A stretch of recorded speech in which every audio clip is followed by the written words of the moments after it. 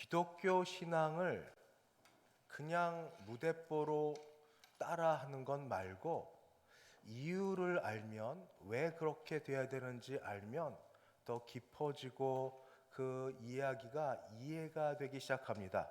부활주일 기뻐하라. 왜? 우린 달걀 안 주거든요. 달걀도 안 주는데 왜? 먹을 건 뭐 이런 거 없는데 왜 기뻐해야 될까요?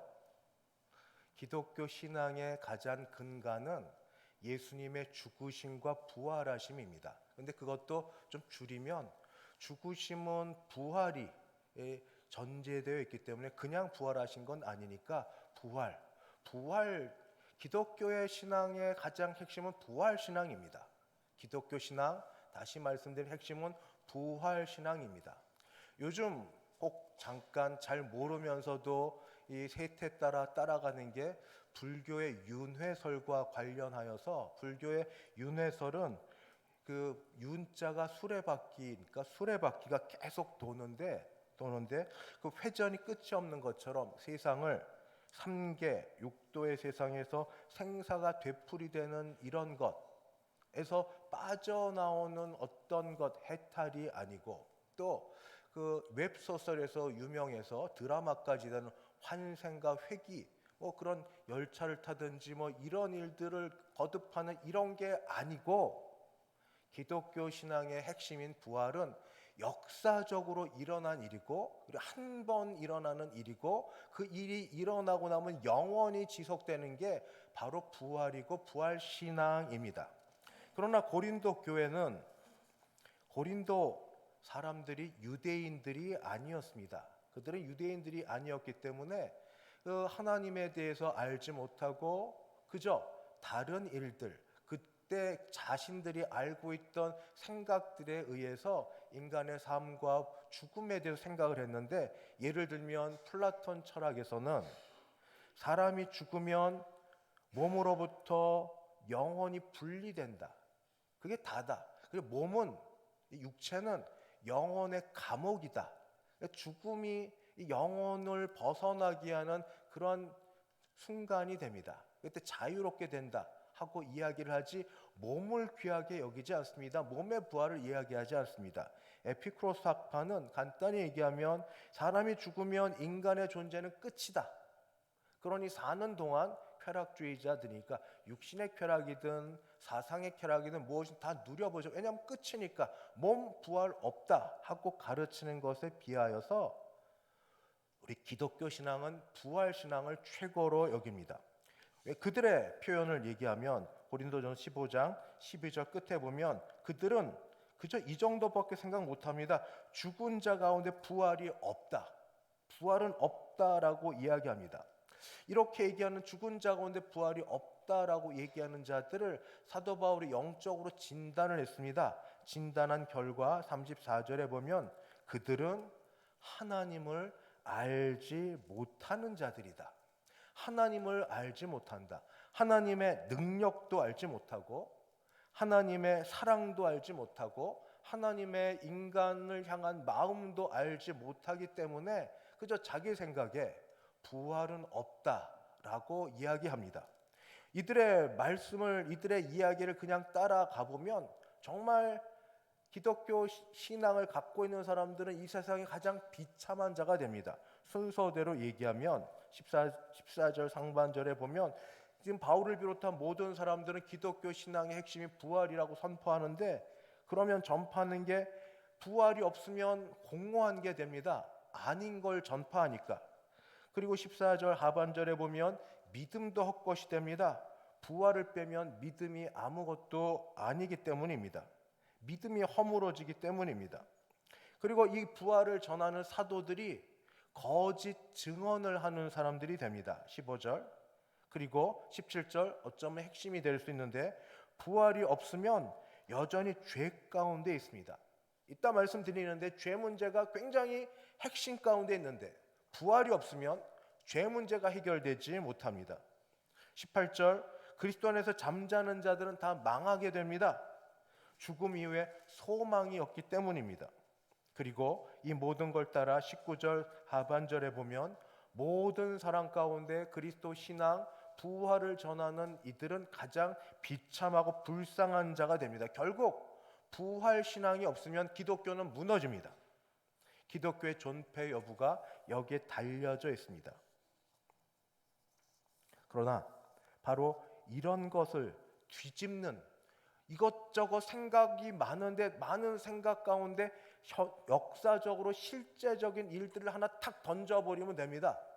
이 생각 저 생각, 이러면 안 되고 저러면 저래서 안 되고, 이 모든 것을 끊어버릴 수 있는 실적인 일이 하나 딱 나타났는데 그게 바로 20절입니다. 그게 뭐냐면 그리스도께서 죽은 자 가운데 다시 살아나셨다. 그리스도께서 다시 살아나셨다.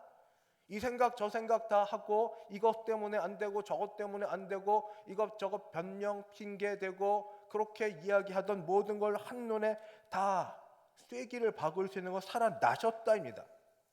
어떻게 하느냐? 바로 앞에 이 모든 걸 부인할 사람들을 위하여 이야기합니다. 바로 제5절에 예수님께서 게바라고 예수님의 제자 베드로에게 보이셨고 그 후에 12제자에게도 친히 보여주셨고, 6절 그 후에 한두 명이 아니라 500여 형제에게 일시에 보여주셨는데, 그 중에 지금 사도 바울이 고린도 교회 편지를 쓰고 있는 이때 대다수는 살아 있습니다. 만약 사도 바울이 거짓말로 예수님이 육체에서 부활하셨다 하는 것을 거짓말로 쓰면 다들 달려들 겁니다. 거짓말하고 있다고. 근데 그들이 살아 있습니다. 물론 몇은 죽었습니다만 대부분 살아 있고, 그 후에 원래 가족권이 제일 힘든데 예수님의 친형제 야고보 또는 유다 같은 사람, 예수님께서 가르치고 전할 때 찾아가서 예수님 미쳤다 얘기했던 동생들에게 나타나셔서, 그 외 야고보는 기둥처럼 초대교회에 사용되었 그런 사람들이 됐습니다. 맨 나중에 사도 바울처럼 계속 이 기독교를 핍박하고 박해했던 자기에게 직접 나타나셔서 예수님이 부활하신 걸 보여주셨다. 누가 뭐라 그러면 내가 봤어, 내가 목격했어, 내가 만졌어, 내가 목소리를 들었어. 그런데 뭐? 하고 말할 수 있는 겁니다. 부활이 떴고 저 떴고 이야기 아무리 많이 해도 내가 직접 만났고 목소리를 들었고 손으로 만졌고 했던 그 모든 일들, 이 일이 역사적 사실이기 때문에 그러합니다. 아무리 반대하려고 해도 그 일이 일어나서 제자들이 변화했습니다. 예수님의 부활을 보기 전에는 두려워하고 무서워하고 떨며 숨고 비겁하게 거짓말하고 했던 이 제자들이 예수님 부활하신 걸 나중에 경험하고 나서는 공개적으로 사람들 앞에서 사람들을 두려워하지 않고 예수님의 부활하심을 선포하고 감옥에 가고 대부분 순교를 당했을지라도 그런 것을 조금도 거리끼지 않았습니다. 대적자들 예수님의 동생 야고보 또는 유다도 이 예수님을 증거하고 예수님을 주여 왕으로 고백하는 것을 그치지 않았습니다. 바로 가장 대표적인 사람이 사도 바울입니다. 사도 바울은 예수 믿는 자들을 잡아 죽이려고 그 열심 내던 사람이 예수님을 만난 이후에 인생이 완전히 바뀌어져서 예수의 부활을 증거하려고 그의 전 인생을 보냈던 사람입니다. 이처럼 예수님의 부활은 역사적 사실입니다. 이런 사실을 놓고 그러면 너는 보았냐? 라고 저에게 물어보시면 정직하게 해서 못 봤습니다. 그러나 성경을 하나님의 말씀으로 믿습니다. 하나님께서 그때 거짓말하지 않고 증거했던 모든 말씀들이 성경에 그대로 기록되어 있음을 믿습니다. 이런 성경에 기록된 증거들이 지금까지 전수되어서 여기까지 왔고, 그래서 보지 못하고 저는 믿습니다. 하나님이 믿음을 주셔서 이 사실이 그대로인 걸 믿습니다. 여러분은 어떠십니까? 예수님 부활하신 것을 영혼만 부활했다고 여기시면 안 됩니다. 몸이 부활하신 것도 믿으십니까? 어떻게 믿게 됐습니까? 봤습니까? 안 봤을지라도, 너희가 보지 못했을지라도 여전히 듣고 들은 대로 사랑하고 믿는 자들에게 복이 있다고 말씀하십니다. 정말 예수님의 부활하심을 우리가 믿는 자들이라면 몇 가지 것에서 서로 점검해 보면서 내가 예수님 부활을 믿는 자인지 아닌지 확인해 볼 수 있습니다.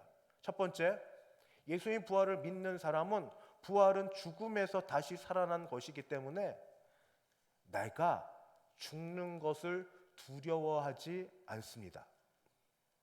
정말 예수님의 부활을 믿는 사람은 그것이 나와 연관되어 있기 때문입니다. 예수님은 죽어서 죽은 자 가운데 바로 잠자는 자 첫 열매가 되어서 예수님의 부활과 더불어 나도 부활하실 것을 믿는 자가 예수님의 부활을 믿는 자입니다. 이런 사람은 내가 죽는 것에 대하여 두려워하지 않습니다. 물론 제가 감히 함부로 말하지 못하지만 이렇게는 될 것 같습니다. 슬플 겁니다. 사랑하는 자들을 더 보지 못하는 안타까움이 있어서 이별의 슬픔이 있고 그것 때문에 눈물 나고 아쉬움이 있는 슬픔은 있을 것입니다. 또 남겨진 가족들에게 미안함이 있을 겁니다. 자신의 위치가 있는데 가장이든 또는 자녀든 어쨌든 위치가 있는데 가족들을 향하여 해야 될 의무감도 있고 또 그 위치에서 내가 해야 될 것들을 다 하지 못하고 먼저 가는 것에 대한 미안함이 거기에 있습니다. 하나님께 대해서는 죄송함이 있습니다. 나를 이 땅에 보내주시고 그래도 하나님이 나에게 사명 주셔서 생명 주셔서 이 땅에 있게 하셨는데 내가 해야 될 일들을 뭔지도 알지 못하고 그저 자행자제하고 시간 보내고 물질 쓰고 그냥 이렇게 저렇게 허랑방탕하게 보내다가 내가 이렇게 주 앞에 가게 되었으니 예수는 믿어 천국은 가게 될지언정 죄송하다. 조금만 더 시간을 주시면 봉사의 기쁨을 알고 예배를 한 번을 드려도 제대로 드리고 하나님 앞에 한 번을 살아도 제대로 살 터인데 하나님께 죄송하다. 또 하나는 자신에 대한 아쉬움입니다.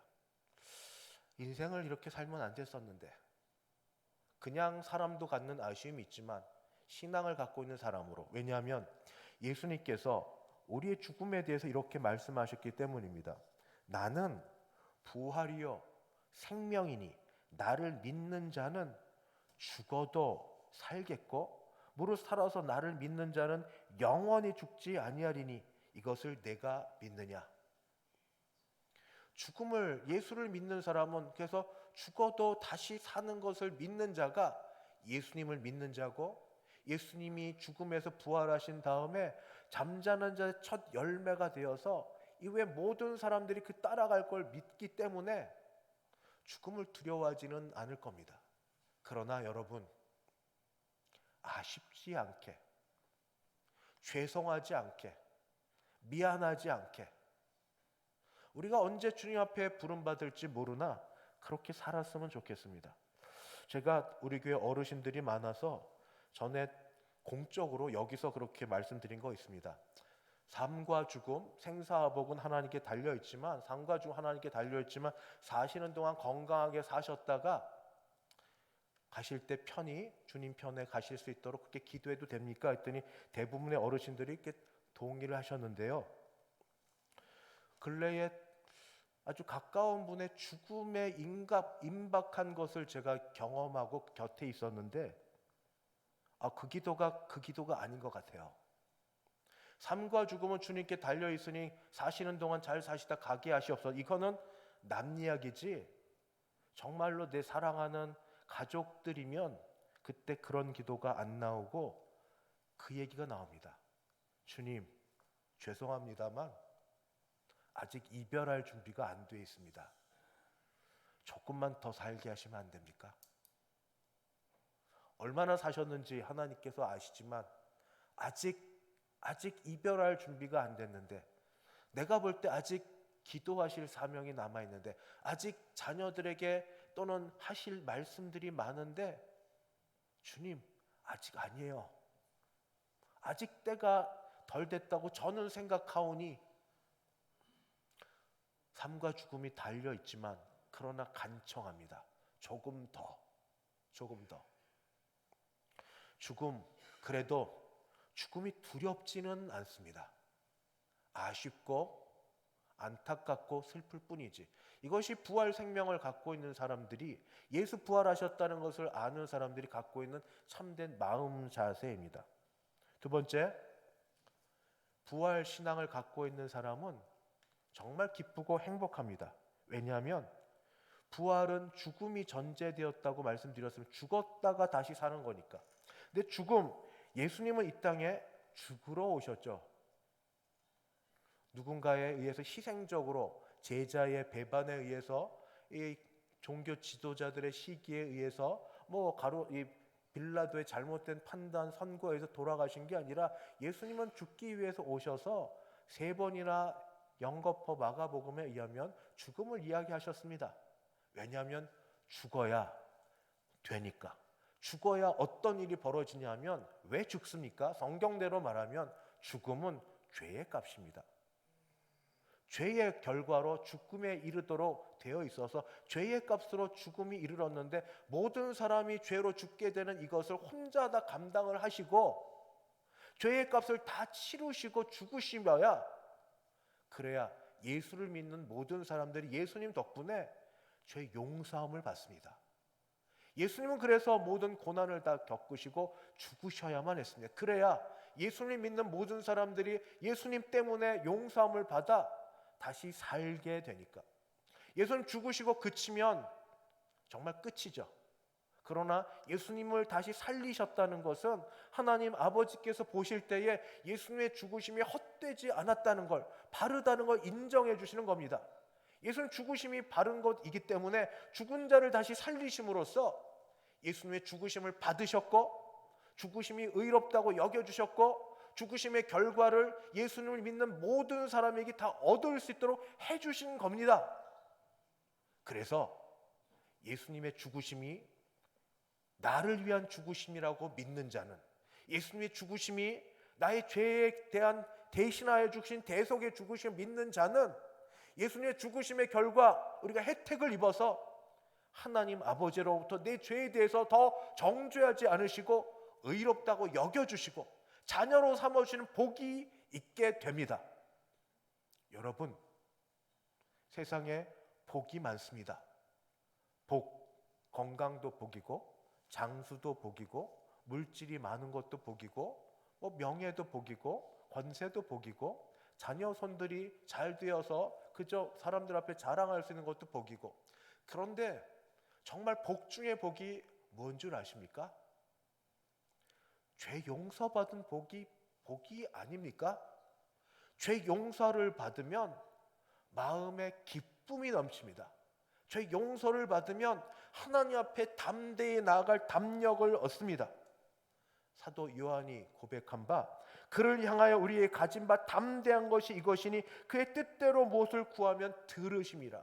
죄 용서함을 받은 자들은 하나님 앞에 나아가 교제하고 교통하고 대화할 수 있게 됩니다.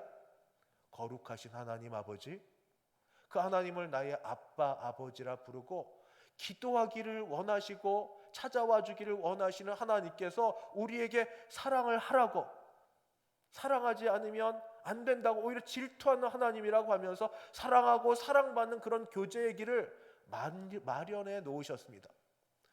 복 중의 복은 예수님의 십자가의 죽으심으로 하나님과 교통하여 지내는 것, 하나님과 함께할 수 있는, 이게 복 중의 복입니다. 시편 16편에서는 구약이지만 이런 일들을 영적으로 경험한 자가 몇 절 이렇게 기록해뒀습니다. 제2절, 내가 여호와께 아뢰되 주는 나의 주님이시오니 주 밖에는 나의 복이 없다 하였나이다. 주님을 나의 최고의 복으로 여길 수 있게 된 것은 주님이 죽으시고 부활하심으로 그 사실을 믿음으로 우리에게 임하는 복입니다. 은혜입니다. 또 무슨 말씀을 하시는가? 제5절, 여호와는 나의 산업과 나의 잔의 소득이시니 나의 분깃을 지키시나이다. 다른 어디에서 나의 기쁨과 나의 행복의 근원을 찾지 않고 하나님이 나의 분깃이고 하나님이 나의 잔의 소득이, 하나님이 나의 모든 것이라고 고백할 수 있게 되는 것은 하나님과 관계가 될 때 하는 말입니다. 죄를 지어서 무서워하고 도망가고 피하는 자들은 하나님 가까이 하지 못합니다. 그러나 여전히 우리 죄인이죠. 그럼에도 불구하고 그리스도 예수의 공로 힘입어 십자가 보혈의 피로 깨끗하게 죄 씻음 받은 자가 감히 나아가 아빠 아버지께 나의 하나님, 나의 하나님, 살아갑니다. 나의 하나님, 나의 예수님 고백할 수 있는 복이 바로 부활 신앙에서부터 나옵니다. 예수님 부활하지 않으셨으면 이런 일이 불가능합니다. 7절에 나를 훈계하신 여호와를 성축할지라 밤마다 내 양심이 나를 교훈하도다. 내가 여호와를 항상 내 앞에 모심이여 그가 나의 오른쪽에 계심으로 내가 흔들리지 아니하리로다.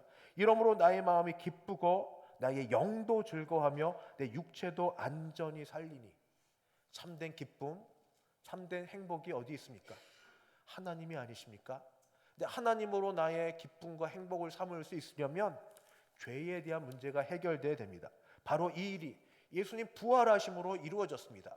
예수님 죽으신 거 그친 게 아니라 하나님이 예수님을 부활시키심으로 예수님의 죽으심을 의롭다고 받아주셔서 그 일이 이루어지게 되었습니다. 하나님과 교제, 교통이 시작되는 그 이것, 참된 복은 죽어서 천국 가서가 아니라 여기서 이 사실을 믿느냐, 내가 믿느냐, 믿으면 바로 시작이 됩니다. 나의 하나님, 나의 하나님.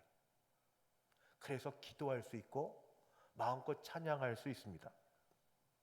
부활신앙으로 걷는 건 뭐냐면 부활은 능력입니다. 죄와 사망 권세를 깨뜨리는 능력입니다. 하나님은 죽음을 기뻐하지 않으십니다. 죄를 기뻐하지 않으십니다. 부활의 능력으로 이 모든 걸 깨뜨리고 이기셨던 것처럼 하나님 우리를 고난 가운데 머물러 있고 그걸 즐거워하지 않으십니다. 자식들이 아파하고 힘들어하는 걸 즐거워하지 않으십니다. 부활신앙은 부활은 능력으로 나타나서 우리를 죄와 사망의 권세에서 깨뜨려 내듯이 우리를 모든 질병에서부터 구원해내시길 기뻐하시고 어떻게 하느냐? 우리 주 예수님 한 번도 찾아오는 모든 사람들을 내버려 두지 않으셨습니다. 아무리 피곤해도 다 고쳐주셨습니다. 하나님 아버지 지금도 우리의 신음소리를 들으십니다. 우리의 기도를 들으십니다. 아픈 자를 위해 기도하는 우리의 기도를 들으시고 내 소원을 아시고 문제를 가지고 주 앞에 나올 때 주께서 붙들어 주시는 은혜가 여기 있습니다. 부활신앙은 능력입니다. 죽음을 깨뜨리신 가장 인생의 가장 큰 어려움, 죽음. 누가 죽음을 이깁니까? 그러나 하나님께서 부활케 하심으로 죽음을 깨뜨리신 그 능력이 예수를 믿고 예수의 부활신앙을 믿는 자에게 있는 줄 믿습니다. 여러분, 기도할 수 있는 자격을 갖추고 기도할 수 있는 소원을 갖게 되고 기도할 수 있는 능력을 갖게 된 우리, 예수를 믿음으로 죄 용서 받았다는 확신과 감사 가운데 기도할 수 있는 우리가 질병을 놓고 문제를 놓고 어려움을 놓고 선포하고 기도할 수 왜 없습니까? 기도하십시오. 예수 이름으로 명하노니 기도하십시오. 주께서 놀라운 일을 일으키실 줄 믿습니다. 하나님의 역사가 일어날 줄 믿습니다. 부활 주일에 부활 신앙의 역사를 따라 기도하는 우리에게 하나님 이 모든 것들을 일으켜 주셔서 하나님의 은혜를 날마다 체험하고 사셔서 찬송이 입술의 고백이 되고 기도가 늘 일상이 되고 기적이 그냥 일어날 수 있는 우리 모두 되시기를 진심으로 주의 이름으로 축원합니다. 마지막 부활신앙을 가진 모든 분들에게 갖고 있는 소망, 사랑하는 분을 만날 수 있습니다. 주 안에서 먼저 성경은 죽었다고 얘기하지 않고 잠자는 분들이 있습니다. 주 안에서 먼저 잠자는 분들이 아버님이시기도 하고 어머님이시기도 하고 남편이기도 하고 아내이기도 하고 형제 자매이기도 하고 때로는 가슴에 기독교 용어로 적절치는 않은데 한처럼 있는 자식이기도 합니다. 그런데 부활신앙을 갖고 있는 우리에게는 우리 만날 겁니다. 육신의 부활 한 모습으로 그때 죄가 다 없어진 모습으로 다시 만나서 이야기하고 사모하고 교제하고 지낼 수 있는 게 부활신앙을 갖고 있는 우리가 할 수 있는 일입니다. 그러므로 우리는 잠깐의 슬픔, 잠깐의 아쉬움은 있을지 몰라도 죽음이라는 것이 우리를 결코 갈라놓지 못한다는 것을 예수님의 죽으심과 부활로 확신할 수 있습니다. 믿으시죠? 우리 곧 뵐 겁니다. 그리운 이를, 보고 싶은 이들을 뵙고 그때 못했던 이야기도 나누고 그때 아쉬웠던 것도 나누고, 부활신앙이 바로 이렇게 좋은 것입니다. 여러분은 부활신앙을 가지고 있습니까? 그래서 아까 제가 인사가 조금 갑자기 뜬금없어서 그런데, 예수를 믿는 나는 죽어도 다시 살 줄 믿습니다. 예수를 믿는 장로님 옆에 인사하실 때 예수를 믿는 장로님, 집사님, 권사님, 성도님은 죽어도 다시 살 줄 믿습니다. 우리가 이렇게 다시 만날 겁니다. 주 안에서 만나서 예배하고 교제했던 우리가 죄가 다 없어진 모습으로, 그런 모습으로 다시 만나는 이 일들. 그러나 그때 죽음을 사모하며 염세적으로 사는 우리가 아니라, 드렸던 말씀처럼 언제 주님 부르실지 모르나 아직 생명 주셔서, 아직 이만큼 건강 주셔서, 아직 살만하게 주셔서, 내게 주신 사명이 무엇이든지, 내게 해야 될 일이 무엇이든지, 일도 열심히 하지만 일만 하는 일 중독자가 아니라 기뻐하고 즐거워하고 누리고 사랑하면서, 하나님 사랑하고 이웃을 내 몸처럼 사랑하고 나도 내 몸을 사랑하고 즐거워하고 기뻐하며 그렇게 누리며 살다가, 사는 게 힘들다고 하지 마시고 주님 사는 그날 하루하루가 복된 날, 주님이 동행하시는 날, 정 안 되면 천사를 통하여 붙들어 주시는 그날 되어 하루하루 부활신앙으로 행복하고 즐겁고 감사하게 사시는 우리 모든 주의 백성들 되시기를 주의 이름으로 축원합니다. 기도하겠습니다.